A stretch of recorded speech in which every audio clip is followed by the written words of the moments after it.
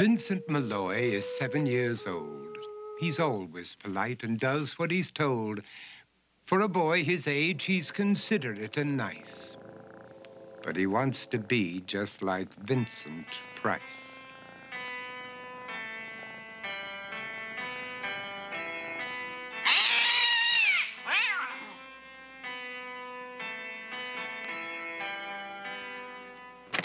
He doesn't mind living with his sister, dog, and cats, though he'd rather share a home with spiders and bats.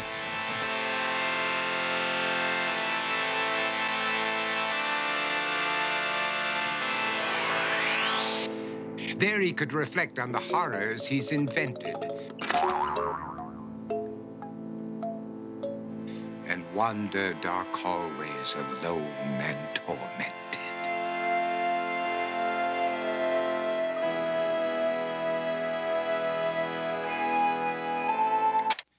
Vincent is nice when his aunt comes to see him, but imagines dipping her in wax for his wax museum.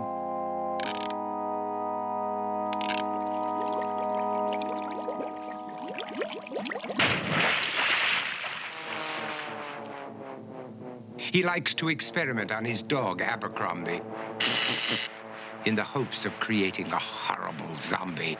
So he and his horrible zombie dog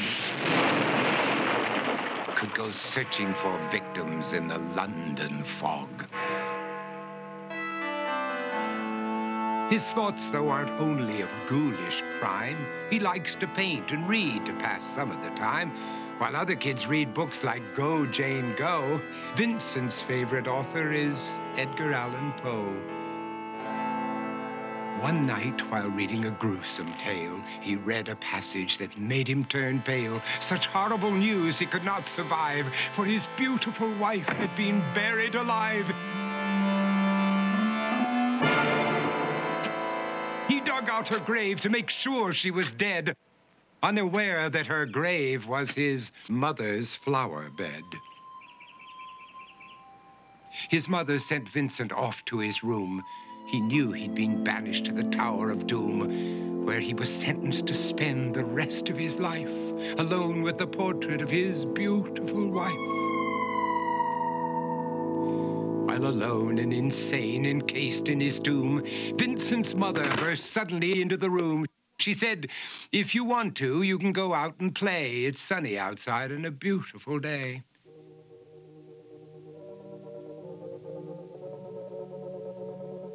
Vincent tried to talk, but he just couldn't speak.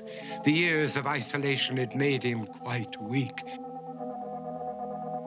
So he took out some paper and scrawled with a pen, "I am possessed by this house and can never leave it again." His mother said, "You're not possessed and you're not almost dead. These games that you play are all in your head. You're not Vincent Price, you're Vincent Malloy. You're not tormented or insane, you're just a young boy. You're 7 years old and you are my son. I want you to get outside and have some real fun." Her anger now spent, she walked out through the hall. And while Vincent backed slowly against the wall, the room started to sway, to shiver and creak. His horrid insanity had reached its peak.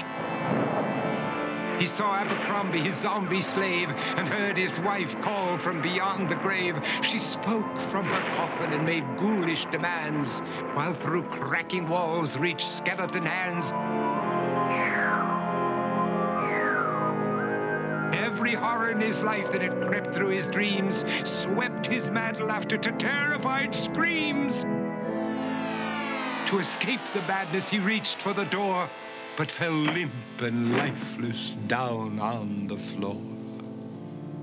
His voice was soft and very slow as he quoted The Raven from Edgar Allan Poe.